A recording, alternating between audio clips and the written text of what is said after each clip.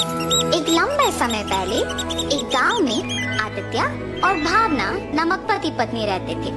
उनका चित्रा नामक एक सुंदर सी बेटी थी। वो एक छोटी सी घर में रहते थे। आदित्य एक बहुत नेक इंसान था और जितना उसके पास था उतने में ही खुश रहने वाला था। वो पानी पूरी बेच के आए हुए पैसों से ही अपने परिवार की देखभाल करता था। हर रोज वो सुबह उठ के पानी पूरी बना के बेचने जाता था।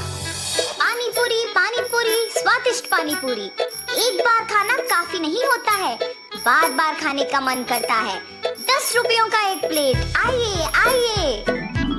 ऐसे पूरी गांव में जाते हुए बेचता था। उसके बनाए हुए पानी पूरी स्वादिष्ट रहने पर सभी लोग वहाँ खाना पसंद करते थे।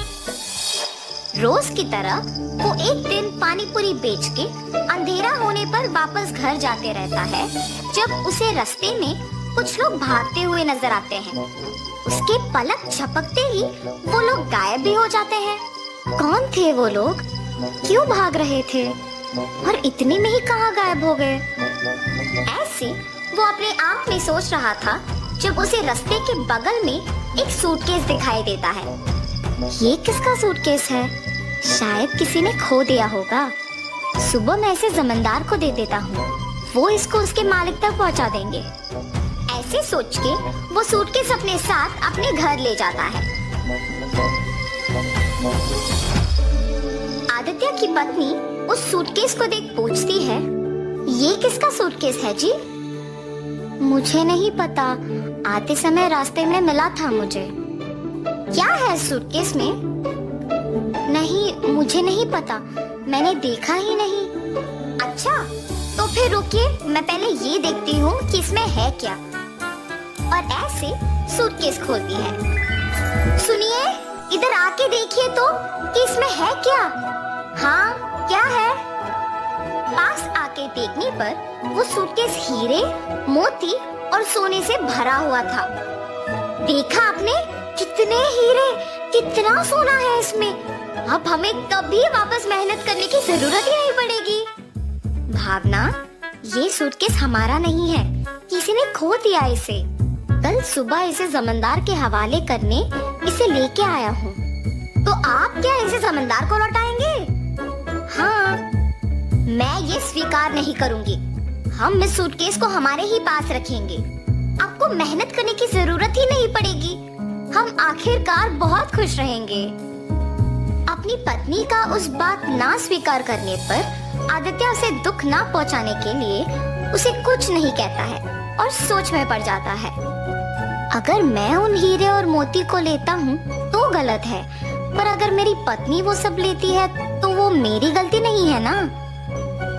ऐसे सोचकर अपनी पत्नी से कहता है, किसी और का कमाया हुआ मुझे खर्च करना ठीक नहीं लगता है। मैं अपने पानीपुरी का दुकान ही चलाऊंगा। तुम्हें जो पसंद तुम वही करो।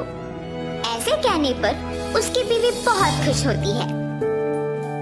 कुछ दिन बाद उसकी पत्नी मिले हुए हीरे, मोती और सोना बेच के एक बड़ा सा घर खरीदती है और वे सब उसी घर में चले जाते हैं। मगर आदित्य अपना पानीपुरी का व्यापार नहीं छोड़ता है।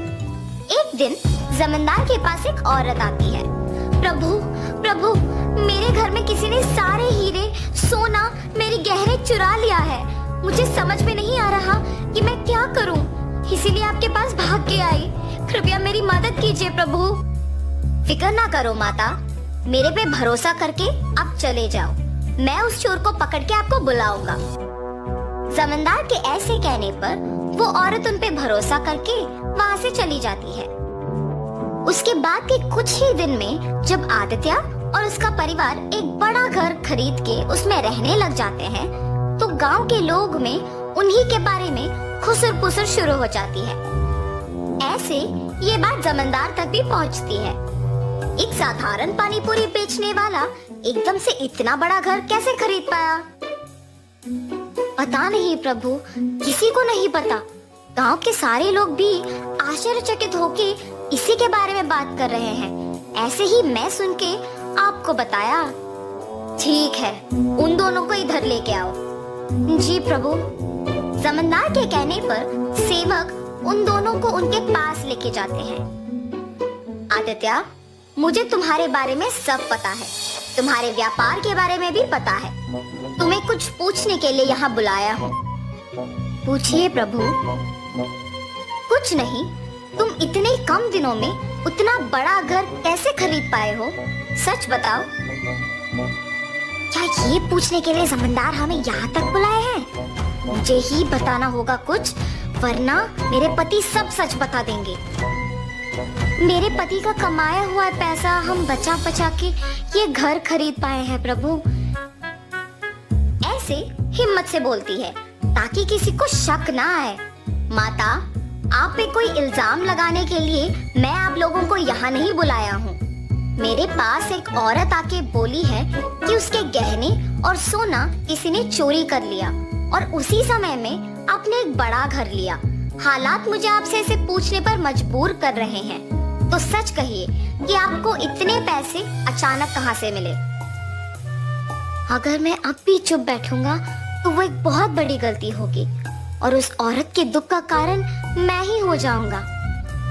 ऐसे सोचकर आदित्य जमींदार को सच बताने का फैसला करता है। मुझे क्षमा करे प्रभु।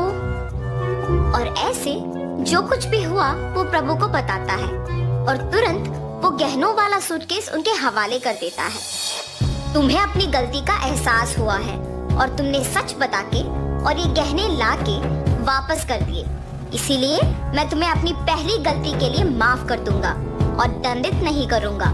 लेकिन याद रखना आदित्य, गलती ना करना जितना जरूरी है उतना ही जरूरी है गलती करने वालों को रोकना। ये कभी मत दोहराओ। जमींदार के माफ करने पर आदित्य उनके कृतज्ञ होता है और वहाँ से चला जाता है और जमींदार उन गहनों को उस औरत के हवाले कर देता है।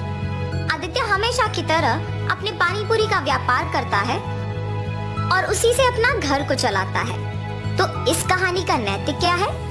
गलती नहीं करना है ये तो सबको पता है और गलती करने वालों को प्रोत्साहित भी नहीं करना है, ये समझ लो।